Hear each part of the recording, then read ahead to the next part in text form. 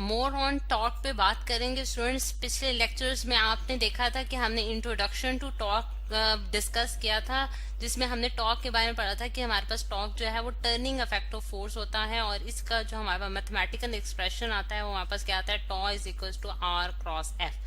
ठीक है, यानी कि ये दो चीजों पे डिपेंडेंट होता है। आर जो है हमारे पास मोमेंट आर्म है, और स्टूडेंट्स एफ जो है वो हमारे पास फोर्स है जो कि हम अप्लाई करते हैं किसी बॉडी पे।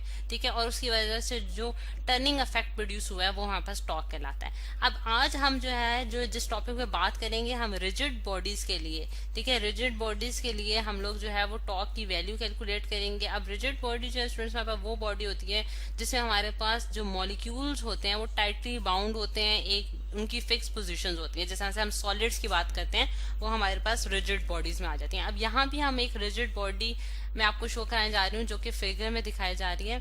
आप देख सकते हैं कि ये इस पॉइंट पे यानी कि पी पॉइंट पे अगर मैं एक फोर्स लगाती हूँ इस पे, यहाँ मैं एक फोर्स की आपको डायरेक्शन दिखा देती हूँ। ये हमारे पास स्टूडेंट्स फोर्स है जो कि इस पॉइंट पी पॉइंट पे एक्ट कर रही है। अगर पी पॉइंट पे फोर्स एक्ट करती है तो वो इस बॉडी को जो है सर्कुलर पाथ में रोटेट कराएगी, और ए भी जो है वो इसका एक्सिस ऑफ रोटेशन है, यानी कि जिस एक्सिस के अराउंड बॉडी जो है वो रोटेट कर रही है।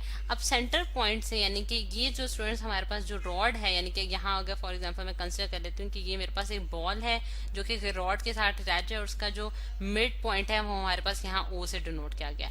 अगर हम देखें कि ओ से पी तक का जो डिस्टेंस है वो अगर मैं आर से डिनोट कर दूं तो आर जो है वो हमारे पास क्या कहलाता है, मोमेंट आर्म कहलाता है। ठीक है, यानी कि जो यहाँ हमने डिस्कस किया था कि मोमेंट आर्म हमारे पास क्या होता है कि हमारे पास जो एप्लीकेशन ऑफ जहां से हम अप्लाई कर रहे होते हैं फोर्स, वहां से हमारे पास सेंटर तक का जो डिस्टेंस होता है वो मोमेंट आर्म कहलाता है। ठीक है, और आर की डिपेंडेंस जो टॉर्क की जो डिपेंडेंस है वो हमारे पास मोमेंट आर्म और फोर्स पे जो है वो इक्वली जो है वो डिपेंड कर रही है। अब अगर हम फोर्स जो कि इस पे अप्लाई हो रही है रिजिड बॉडी पे, इस फोर्स के अगर हम इसको कंपोनेंट्स में रिजोल्व करें, यानी कि रेजोल्यूशन ऑफ द कंपोनेंट का मेथड अगर इसमें अप्लाई करें, तो स्टूडेंट्स आप देख सकते हैं कि इसके दो कंपोनेंट्स आ जाएंगे। एक हॉरिजॉन्टल कंपोनेंट होगा और एक हमारे पास क्या आ जाएगा, वर्टिकल कंपोनेंट।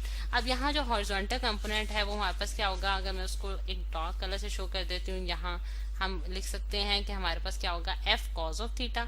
ये हमारे पास आ गया students F cause of theta, F cause of theta. और ये हमारे पास एंगल जो है यानी कि एंगल बिटवीन एफ और आर जो है वो हमने क्या लिया, यहाँ थीटा लिया। ठीक है, और ये हमारे पास है एफ साइन ऑफ थीटा। ठीक है, ये हमारे पास एफ साइन ऑफ थीटा आ गया।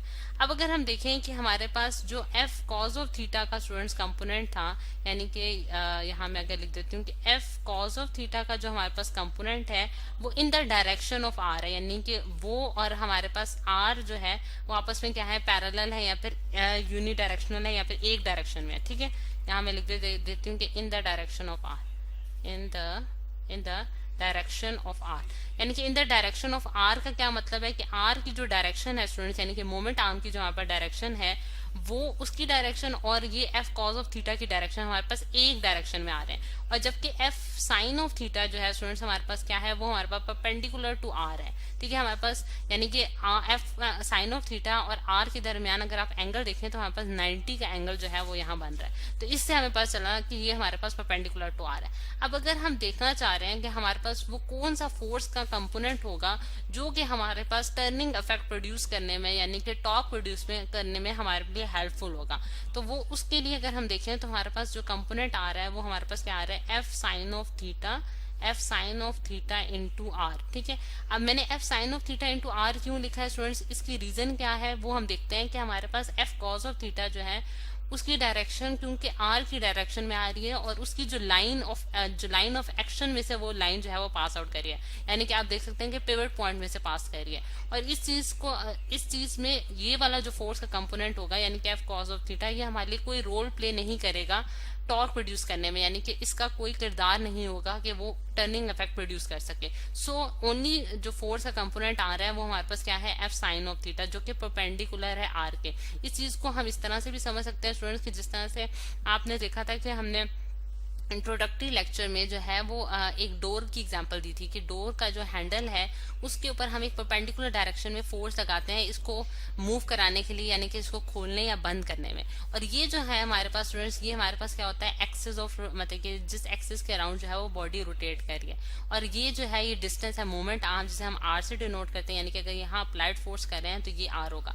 अगर मैं आर की ही डायरेक्शन में जो है वो फोर्स लगा दूं तो ये जो डोर होगा ये ओपन या क्लोज नहीं हो पाएगा, यानी कि इसमें कोई जो है टर्निंग इफेक्ट प्रोड्यूस नहीं होगा। इसीलिए मैं यहाँ भी यही चीज समझती हूँ कि एफ कॉज ऑफ थीटा जो है वो हमारे लिए कोई इंपॉर्टेंट रोल प्ले नहीं करता, क्योंकि वो in the direction of R है, वो उसी एक्सिस के लॉन्ग है, यानी कि जो पिवट पॉइंट में से पास करिए, यानी कि जो लाइन पिवट पॉइंट से पास करिए उसी की डायरेक्शन में F cause of theta lie करता है। तो फिर इस वजह से मैंने यहाँ एफ साइन ऑफ थीटा का सिर्फ कंपोनेंट लिखा है, और यहाँ हम लिख सकते हैं R F into sine of theta.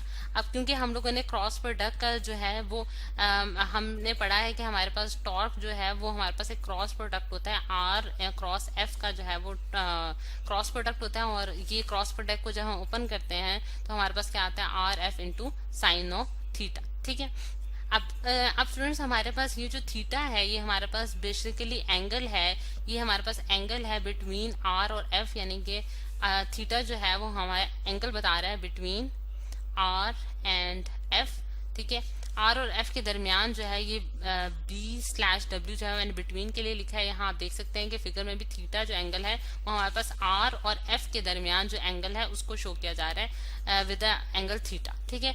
अब अगर हम देखें कि यहाँ हमारे पास जो इसकी, क्योंकि हम जानते हैं कि हमारे पास जो टॉर्क है स्टूडेंट्स ये एक वेक्टर क्वांटिटी है। ठीक है। और वेक्टर क्वांटिटी के लिए हमें डायरेक्शन और मैग्नीट्यूड जो है वो दोनों रिक्वायर्ड होते हैं। तो इसलिए अगर आप इसकी डायरेक्शन फाइंड आउट करना चाह रहे हैं हम स्टूडेंट्स, तो वो किस तरह से फाइंड आउट कर सकते हैं, वो उसके लिए हम राइट हैंड रूल यूज करेंगे। यानी कि राइट हैंड रूल जो है वो हमें डायरेक्शन बताएगा टॉर्क की। और उसके लिए जिस तरह से यहाँ मैं अगर फिगर पेश कर देती हूँ, ये हमारे पास राइट हैंड रूल की फिगर आ गई। अब यहाँ इसकी फॉर्मूला भी मैं डायरेक्शन भी लिख देती हूँ, यानी कि ये पिछले वाले में तो हमने मैग्नीट्यूड लिखा था, अब इसके साथ इसका डायरेक्शन भी आ जाएगी, R F sine of theta into N hat. और एन हैट जो है स्टूडेंट्स हमारे पास यूनिट वेक्टर है जो कि in the direction of torque है, जो कि टॉर्क की डायरेक्शन बता रहा है। अब इधर इस फिगर में आप देखें कि राइट हैंड रूल के जरिए जो है फिंगर्स को जो है वो उसके मुताबिक रखा गया, यानी कि ये जो है हमारे पास आपकी जो पॉइंटर वाली फिंगर है ये आपको आर की डायरेक्शन में नजर आ रही है। ठीक है।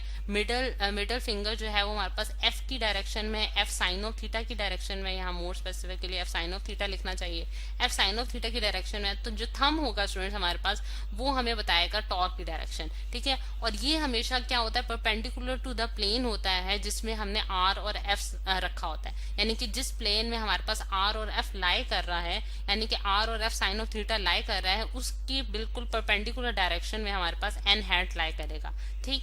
और इसका जो अब ये तो डायरेक्शन पे बात होगी। अब यूनिट की अगर हम बात करें स्टूडेंट्स, तो यूनिट जो है यूनिट ऑफ टॉर्क हमारे पास क्या होगा, क्योंकि हमें पता है कि आर जो है वो हम मीटर्स में मेजर करते हैं। ठीक है। और फोर्स जो है वो न्यूटन में मेजर होती है, तो न्यूटन मीटर जो है वो हमारे पास इसका जो है यूनिट आ जाता है। ऐसा यूनिट जो है वो हमारे पास टॉर्क का क्या है, न्यूटन मीटर। अब अगर हम देखें स्टूडेंट्स के हम जिस तरह से हमने न्यूटन सेकंड लॉ पढ़ रखा है F = ma, तो हम ये जानते हैं कि जब हम फॉर एग्जांपल कोई हमारे पास कार है या कोई बॉडी है जिसका कुछ मैस है, और अगर हम उसमें फोर्स लगाएं, F फोर्स लगाएं, तो उसमें एक एक्सेलरेशन प्रोड्यूस होती है जिसे हम A से डिनोट करते हैं। बिल्कुल इसी तरह जो हमारे पास टॉर्क है स्टूडेंट्स वो हमें बताता है कि अगर हम किसी बॉडी में टर्निंग इफेक्ट प्रोड्यूस करते हैं, यानी कि उसको रोटेट कराते हैं, तो उसमें जो एंगुलर एक्सेलरेशन प्रोड्यूस होगी, जिसे मैं अल्फा से अगर डिनोट कर देती हूँ, तो ये हमारे पास जो है ये हमें बताएगा कि इस बॉडी में कितनी एंगुलर एक्सेलरेशन कितनी प्रोड्यूस हुई है। जिस तरह से हमें लीनियर केस में हमें या फिर ट्रांसलेटरी केस में हमें फोर्स जो है वो एक्सेलरेशन की वैल्यू बता रही होती है, बिल्कुल इसी तरह एंगुलर केस में हमें टॉर्क जो है वो एंगुलर एक्सेलरेशन की वैल्यू बताता है। और अगर हमारे पास स्टूडेंट्स अगर हमारे पास एक बॉडी जो है वो रेस्ट पे हो, यानी कि रेस्ट में हो, या फिर वो जो है यूनिफॉर्म एंगुलर वेलोसिटी से मूव कर रही हो। ठीक है। यूनिफॉर्म एंगुलर वेलोसिटी से मूव कर रही हो, तो इन दोनों केसेस में जो है हमारे पास टॉर्क की वैल्यू जो होगी, टॉर्क की वैल्यू जो है हमारे पास 0 आएगी।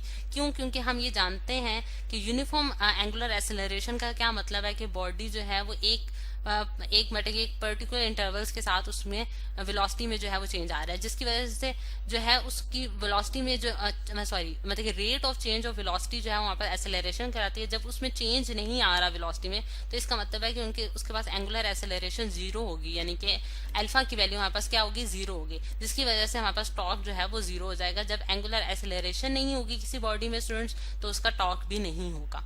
तो ये है स्टूडेंट्स हमारे पास कंप्लीट डिस्कशन ऑफ टॉर्क।